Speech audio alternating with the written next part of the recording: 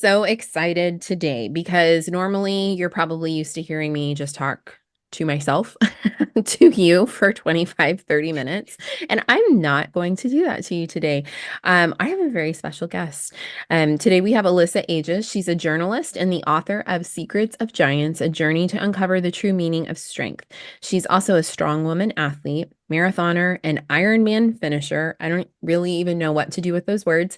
And may I add to this, you're a memoirist now. And so, Alyssa, thanks so much for coming on In Her Words. Thank you so much for having me. Okay, tell me a little bit about your book, the in your memoir. And is this your first book, or have you're a journalist, so you're a professional writer? But kind of like walk us through this journey, if you will. Yeah, so it is my first book. And it's really interesting. So I had been a journalist really early on in my career. I worked mostly in music journalism. So I was at MTV News, I was at Vibe, I was at Spin. And then I left that world for like a decade and I went into marketing. Okay. Um, and I had just had my second daughter. So this was 2021, no, 2020 when I was starting this. And I realized I really missed writing and I wanted to get back into it. And I had absolutely no idea how to just jump back in. I mean, Mhm. 10 years and there's not as much print media. Everything Mhm. has kind of changed. Yeah. So one of the things I knew was I was going to have to refigure out how the heck to go start pitching again. Mhm. So I reached out to a friend who knew some people who were kind of really active in the journalism world. And they recommended a woman by the name of Susan Shapiro. And she teaches a class on pitching. Yes. Yeah, it's a five I week know course. her. Yeah, yeah, yeah. She's wonderful. Yeah, yeah. And so I signed up for her class, and she has editors zoom into each one of the classes. So you get to make a lot of contacts kind of right away. And then you come up with pitches, she reviews them, she gives you feedback. And you can kind of go off and maybe try to pitch some of these editors.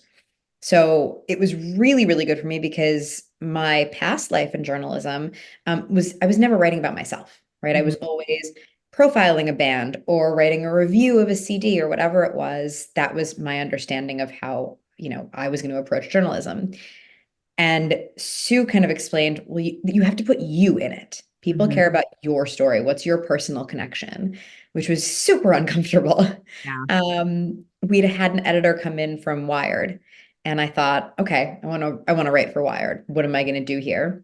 And I wanted to write about the growth of virtual races during COVID, like virtual running races when you Right. couldn't go in person. And she kind of pushed me like, well, what's your story with that, with doing virtual races? And it was like this weird, uncomfortable space to be in. But I, recreated a pitch that had my story in it, sent it off, and ended up getting that piece accepted. And that was my first kind of entree back into journalism. And when I secured the piece, Sue said, okay, when they ask you for your bio at the end of the piece, you should put in, whatever book it is that you want to write. And I was like, I don't have a book that I want Book, to write. book, A book. book I'm supposed to be writing? What? And she was like, well, if you think that you might ever want to write a book, you want to put it in your bio in these articles because sometimes agents read these pieces and they like your Mhm. style and that maybe they reach out to you about a book. So I was like, okay, well, what do I know? Mhm. I know the world of strength sports. At this point I had been doing strongman for years. And I was like, okay, Alyssa Ages is a freelance journalist in Toronto and she's writing a book about strongman. And that was it. Once you put that out there in the world, people start going, you're writing a book about strongman? And so I had to start thinking about this book that I was going to be writing about Well, strongman. I'm glad you asked because yes, I am. Sure, let me tell you all about it. So I luckily had a really wonderful author friend who I went to university with, who lives in the same city as me. We went for a coffee walk, and he was like, cool idea. Don't write a book about strongman. There are not nearly enough people who know or care about that world to buy it. Mhm. Write about your experience.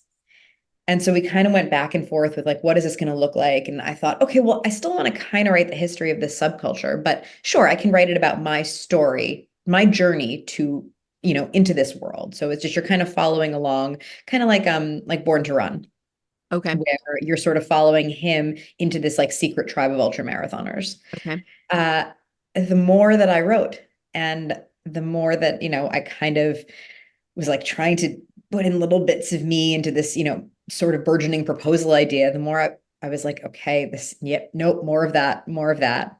I ended up hiring this friend of mine to be a proposal consultant, which is something he was already doing and Yeah. I did not know existed. Okay. But We're basically, gonna tap that in just a minute. yeah. So, But basically, he, worked with me through every step of writing this proposal. And along the way, he would go, more about your story, more mhm. about your story. I would go off on a tangent about some weird history thing in strength sports. And he was like, more you, more you.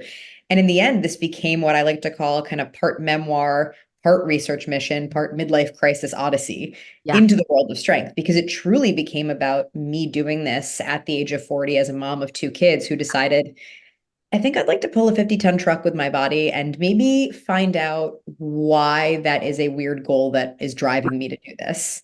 Um, All of that. Yeah. yeah, that's basically the story. Oh my gosh. I have so many questions and I love it so much. Um, it's so interesting to me as someone who has been writing about myself and talking about myself for the last decade that it would be like it's a hard switch to think about talking about yourself and writing about yourself, which I don't know what that says about me. But and again, I have lots of stories to share that I still haven't shared, but the main one, I mean, sometimes I joke that I'm a one-trick pony, but the main story people want to hear is the real hard story, right? The trauma. And I typically tend to lean into that with my clients and authors that work with us. They have hard stuff that they want to talk about and write about. And so oftentimes when you're reading about you know, like Jane Friedman or reading content or material to like up your memoir writing game, there are these prompts about like getting you started on what to write about. And that always confuses me because I'm like, wait a second, writers can come into this and not know what they want to write about.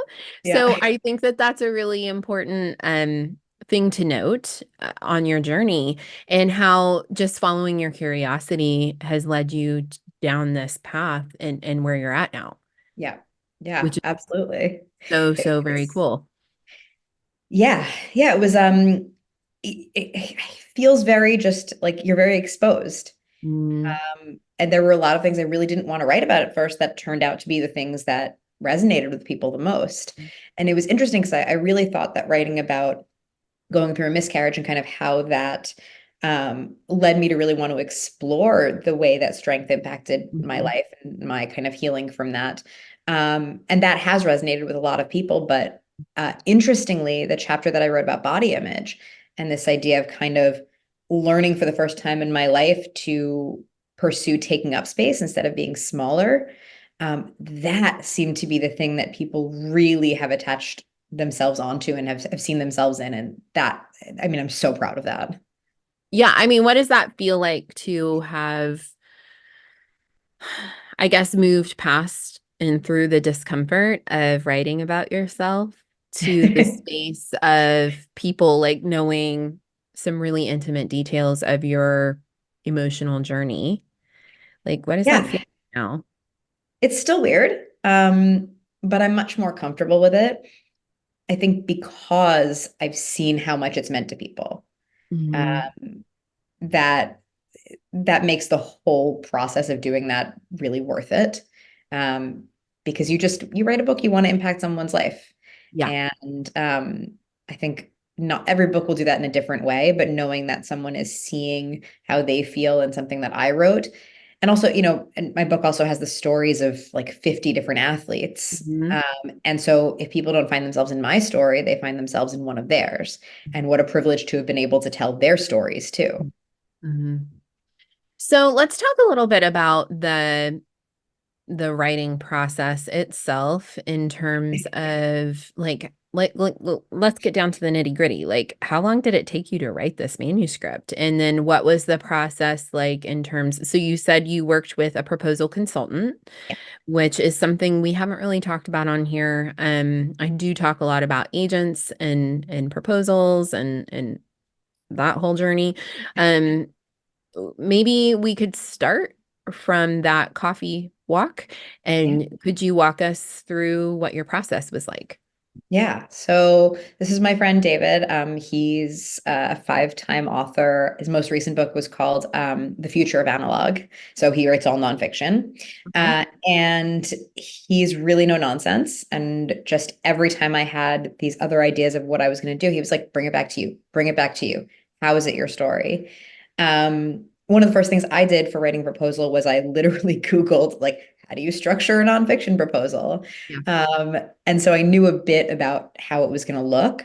The first thing he had me do was I had to distill down what this 70,000 word book was going to be into the back of jacket copy. So like two paragraphs, which is so hard. So And hard, that especially if you haven't written it yet, right? yes, yes, Because you don't that really shit, know that like, where it's going to go.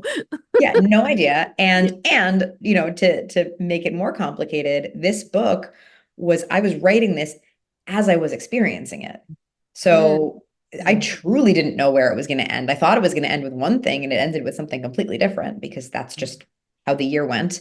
Right. Um, and oddly enough, in the first version of that back of jacket copy I wrote, there was a sentence that had the words "Secrets of Giants" in it. And I think it was actually my husband who looked at that and was like, "That's your title.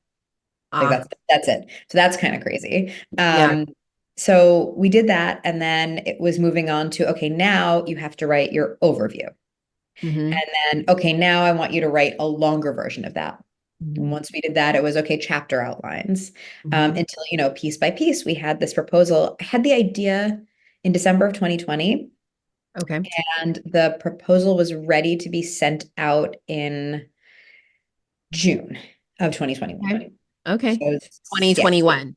yeah, there's a few months of working on it. Okay, okay. Okay, so that's not too bad. And I think it's important to like note that most of the time if you're writing nonfiction or memoir, to shop it around, you don't need to have the manuscript finished, Right. which is different from fiction.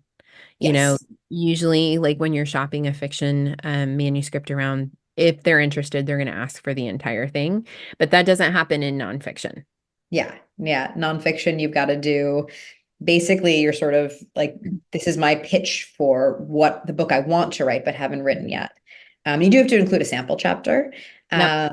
But it's interesting that, a lot of what I've heard is that they're looking at the marketing stuff first, which is Hmm. really interesting. Since I had a background in marketing, I felt really confident about that part of it. Like, okay, I know how I can sell this book. Okay. Um, So give us some examples of like something. so yeah, they want to know. I mean, first of all, a lot of nonfiction books are based on someone's platform. Now, Mhm. I didn't have that, right? Other than the fact that I was writing for a bunch of publications by this point, I don't have this big social media platform, which is they really look for that. Were you worried about that being a barrier to you selling the book? You know what? I think there was a real good level of ignorance where I didn't know if that was going to matter. And so I just operated under the assumption that it wouldn't, and that because I had been a writer for so long, the writing would sell itself. But I did also write, I think, a really good marketing section where I included the audience, the platform of all the athletes I was going to be interviewing. So, Mm, with the assumption that they would all promote it on their social media, I was able to say, okay, well, I can reach X number of people. Maybe they're not on my social media, but they are on my athletes' social media. I had that. I also knew that CrossFit, for example, which was going to be included in my book, is a $4 billion industry. right. So, I knew there was a chance that we would get a lot of CrossFit athletes buying this. Hmm. Hmm. So I kind of was able to like pull those numbers out of things and go, okay, this is how I see the platform for this. Hmm. That's brilliant. Um, And who did you distinguish as your like primary audience? Yeah, I wanted it to be clear that this was not a book just for people who already care about strength. To Okay. me, because I was talking a lot about my kind of journey as, going through pregnancy loss and going through fertility stuff and going through, then becoming a mom and how important all of this was to me as far as, what I could teach my kids, I really felt like a huge audience for me would be moms. And Hmm. it has been. Yeah. It's right at Well, I home. mean, that's why I was interested. I Yeah. heard your episode, your interview on We Should Talk About That with Jess Yeah. Kidwell, who is my former co-host. And I was like enamored by you and Oh, your book because I'm a middle-aged woman who's perimenopausal and trying to, build up my strength as a form of self-care and preventative medicine. And that was like the history and the statistics and the science behind that mixed with the memoir helps my little pea brain like actually like hold on to the information. That's why I picked the book up oh, I love because that. I'm never gonna do an Ironman or woman or whatever. I was at a 6 hour track meet last night for my kids and I was like, oh dear God, why do people do this? But, but I'm interested in aging healthfully. And Yeah. so, why maybe I'm not your primary target reader, you still caught me, That's right? that. I love that. I love that. Yeah. And that's it, right? I want one of the things I talk about now in a lot of just my writing, my freelance writing is about strength going into perimenopause and menopause because I'm getting close to that too. And so, and the number of women that I've known in my life who've been like, oh yeah, well, I stay fit by walking. And I'm Hmm. like, oh, it's not even a negotiable. Like you Yeah, have to do strength training, yeah, which I could go off on a whole separate soapbox about that, but I won't. But yeah, it means so much to me that women who are going into that stage of life are picking this up now and getting inspired by it. That's huge. yeah. Like, as you said, you don't have to pull a truck, Right. but maybe what's your version of pulling a truck? Right. What's Like that I thing want to that be feels able adequate? to like open a pickle jar. Yeah. And like I have goals. Like I want to climb mountains and I want to, like do long distance trekking and so, like Yeah. yeah. So I mean that's impact, right? Which I want to like kind of circle back around to that in just a minute.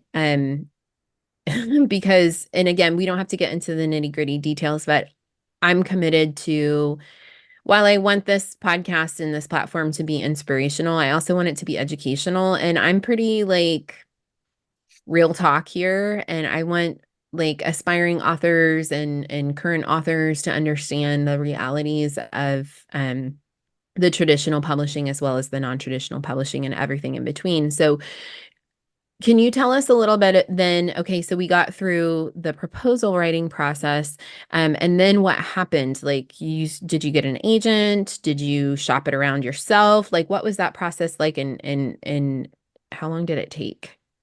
So part of the deal with the agreement that I had with David was that he would send it to his agent first Oh, and give his agent the first crack at it, okay. which was cool with me because his agent is, a really big name in the industry. Uh-huh. And I was lucky enough that his agent liked it and didn't Oh, want to sign me. okay. So that was great. Yeah. And then he didn't make any changes to the proposal, very like minor little things, and then started shopping it around.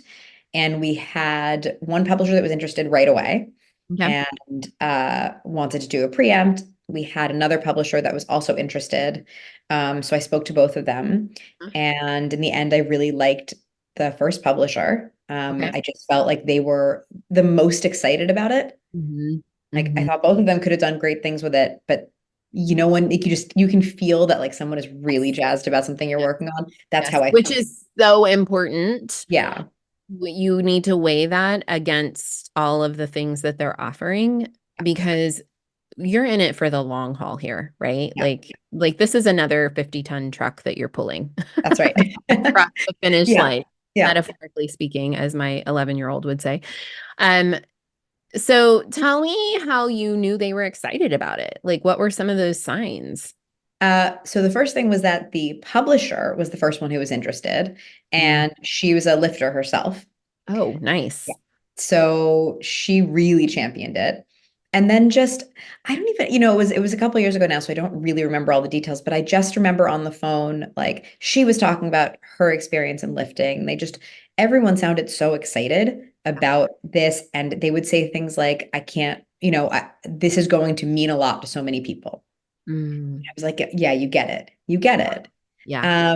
And so that was July that I signed with Okay. them. So that didn't take you very long at all. No, that was very quick. From Yeah. from the agent signing me to a publisher signing me was really fast. And Oh I my I gosh, recognize that that that's is incredible. not normal. Yeah. Yeah. Um, that Yeah. is, yeah, it's pretty unique. And I basically said a year to write the manuscript. So I spent a year writing the manuscript. And then this part was pretty traditional, which is like I submitted it, and then it was another year before it hit shelves. Okay. So the whole process was like 2 years. Yeah, it was yeah, I had the idea in December 2020, actually almost three. The idea was in December 2020, and the book published September 2023. And did that feel like a really long time? Did that feel like a good That amount of time? year where you wait from submitting the manuscript, like I went from just constantly sitting and writing and editing and whatever until like, oh my God, what am I supposed to do with myself? Yeah. I was really, because you don't know when the edits are going to come in, Hmm. right? So you kind of can't just be like, oh, I'll take on this new project, because Right. you don't know when the edits are going to come in. You don't know how massive they're going to be. So this waiting period just stunk. And this is all like full transparency stuff. The process of trying to get blurbs is awful. It's Like awful. endorsements. I mean, I hated, there's just no way of sugarcoating it. I hated it. And I found solace in the fact that so many authors I spoke to who had done this multiple times said, it doesn't get better. You Hmm. will hate this forever. Hmm. Asking people for blurbs is always terrible. I What was do you like, think that's about? Like, because people will ask me yeah, for endorsements from time to time, and I find I'm like, I try really hard to like, if I say yes, then I'm gonna follow through. But then I'm like, gosh darn it, they like email me for the third time asking me for it. What's wrong? Like, why can't I? I mean, all I have to do is write a sentence. yeah. It's not hard. What is that about our psychology? Like, what I don't, why is that so hard? I don't know. I mean, it's the Mhm. part about being the author asking, I think, is that you are reaching out to people that you really admire. And maybe you've like always kind of looked up to their writing and wanted to write like them. And now you're sending them your writing and being like, hi, look at this. I hope it's half as good as what you've written. Mhm. And also, can you say something nice about it? Yeah. Um, and it was just a really crummy process. A lot of people that I wanted to do it said no. People don't respond to you. People say they're going to do it and they don't do it. In the end, I mean, the blurbs I ended up having on the back of the book, I could not be more proud of. They're just really, really incredible people who said yes and wrote really, really nice things. So, it ended up great, but it's really soul sucking. Yeah. It's a Just hustle. good. I don't think that there's any way around like No. parts of this process, even if Yeah. you do like magically get the your book purchased in a couple of months and Yeah. like there are parts of this process what I mean it's just a hustle Yeah. either way. Okay, so then talk to us a little bit about your marketing plan Yeah. and what that has been like because one thing I notice first of all like just book launches in general have changed so much over the Yes. course of, I don't know, the decade since my first Yeah. book came out. Everybody dreams, every author I know, every memoirist dreams of walking into Barnes and Noble and seeing their book on, the new releases shelves or the seller shelves. And I get that. I have had that experience. I don't think I understood. I should have appreciated it more. But I don't know. Um, and it's interesting because I had someone put me in contact with an author whose book was about to be published, and it was a little bit more on the academic side, but there was memoir included. And she asked for a PR firm recommendation. Um, because like I think largely traditional publishing houses do not invest in the marketing and the PR the way they used to. Yeah. And they do for maybe like 1 or 2% of their top authors. So I put her in contact with a PR company that I had worked with that I had been really happy with. They had got me some big fish and we'd had a lot of success with them. And so she reached out to me a couple months later. Her book launches, or the publishing date is like upon us, and she was so frustrated and really disappointed and kind of like mad at me for recommending them because they had booked her on all kinds of podcasts and like television interviews, but not gotten her a multi-city book tour like she had wanted. And they were like, "Yeah, we don't really do that." And I said, "I don't really think many agencies really do that anymore. We have this vision that we're going to have all these like book signings in these book stores and in Barnes and Noble, but the reality is that like 75% of all book sales happen online." And so I was just trying to explain to her like, yeah, I mean, this is just like kind of how the publishing world is now. And she was really disappointed. And I understand that. But can you kind of speak to that in your Yeah. experience? Oh yeah. I can't stress enough how little of what I thought would happen around the time the book was coming out and then in the months since actually happened. Oh, thank you Because for saying that. Thank you for just being honest. yeah, oh I yeah. think people think I'm like lying. No, it is. And again, this was a traditional publisher, right? It was just like all the things I thought would happen. It was so different. So yeah, nobody talked to me about a launch event. Mm, Nobody talked to me about a book tour. When I asked, it was, yeah, we don't really recommend that because like people aren't going to show up. And I was like, do you just not believe in this book anymore? Like what happened? And then, I set up a bunch of my own dates and I paid for everything myself. I booked the places I was going to. And my Toronto launch, because I live here, was packed. But if I looked at that room, it's it's people who know me. It's yeah. my friends and family. It's not Yes. random people who saw it on the bookstore's Instagram and decided to come. I Right. did one in New York. There were a handful of people that I didn't know, probably in large part because I had a co-host. So for all, this is also a big thing. For all of my book events, I had a co-host. And I looked for someone who was bigger than me that Mhm, would be a draw on their own. mhm, mhm. So like in New York, I had Jess Gross, who's a Times columnist. Okay. And so a fair amount of people in the room were there because she was there, which was great because Right. you know what, come for her and then also learn about my book. Right. Um, but when I did an event in LA, where I have a very, very, very tiny network, it was a very, very, very small event Mm, because I realized like people aren't, you have to be an established author for a room to fill up with people who want to yeah. hear you speak. Because it's one thing for someone to just make a $30 commitment to buying your book on the Yeah. internet or in a bookstore. And it's another thing for someone to commit to giving you an hour minimum, not including travel time of their life to come and see you talk about that book that perhaps they haven't even read yet.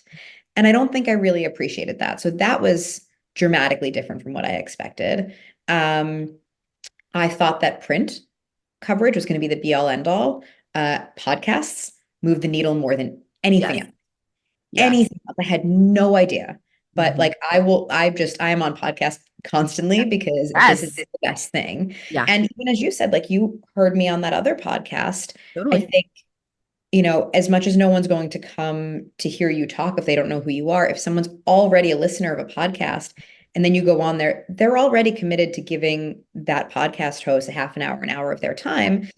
Now they get to hear you and you are vetted by that host. So that Mhm. makes a big difference. Yes. That's a really important thing to note. That in and of itself is an endorsement. Yep. That is really, really good to note.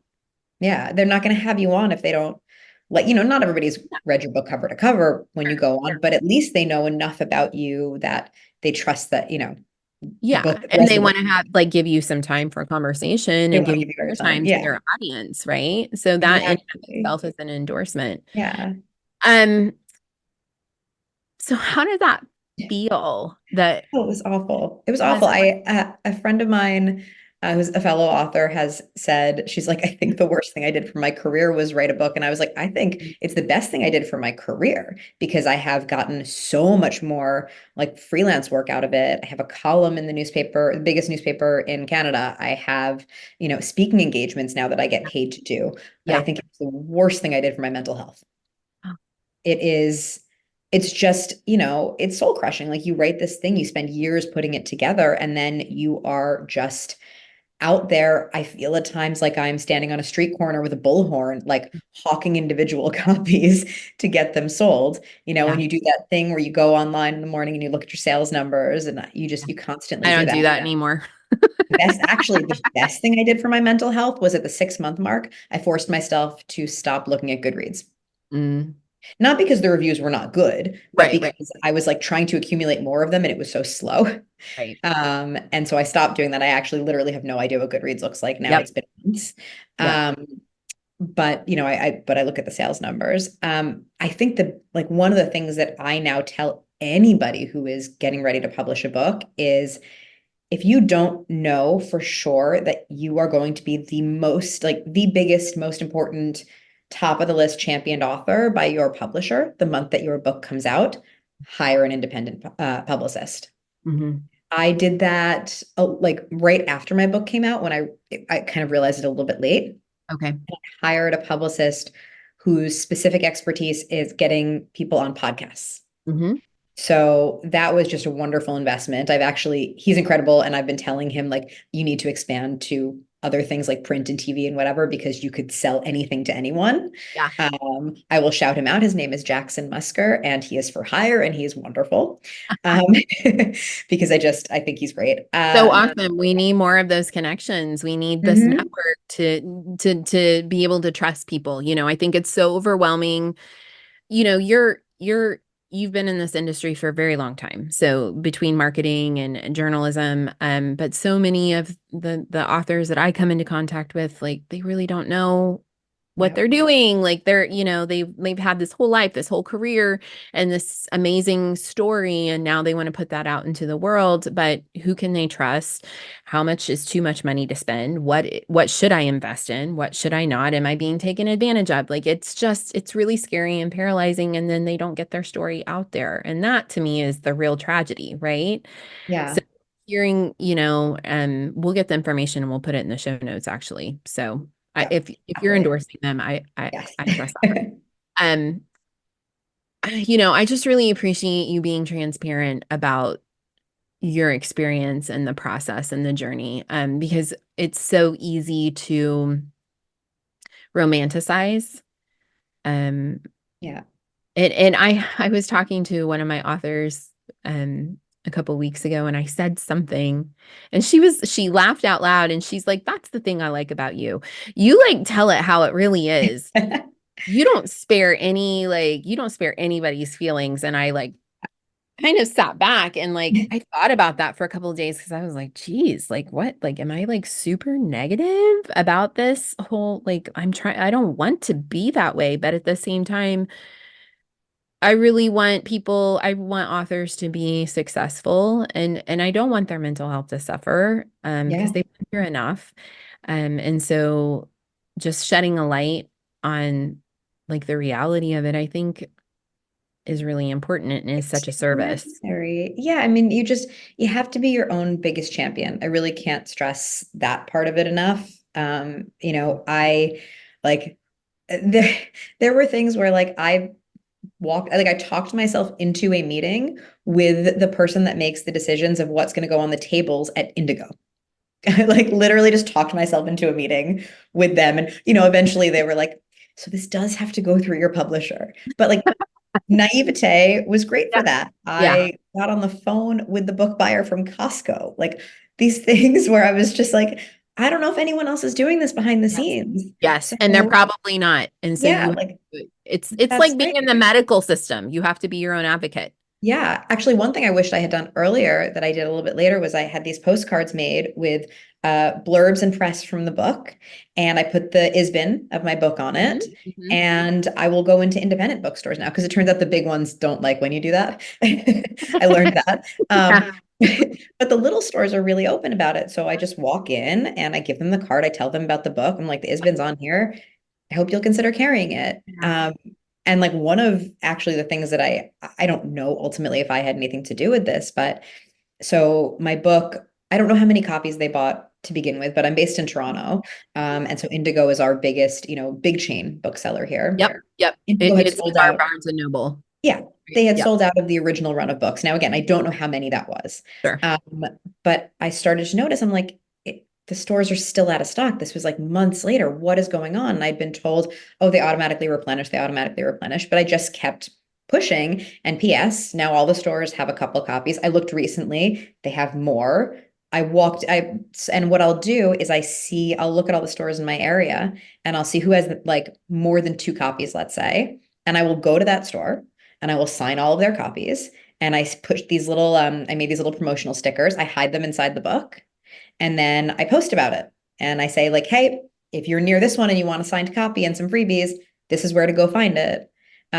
One store already re-upped, like they got more books after that happened, after I went and did that. It turned out, and I drove 45 minutes to this store just because they had seven copies. And I was like, I got to see this store that has seven copies of my book. Like you start to know where they Yeah. position things. And I was like, there's no way they have seven spine out on a shelf. Like they have to be somewhere else. And I went and sure enough, it was on an end cap in like a major bookseller chain.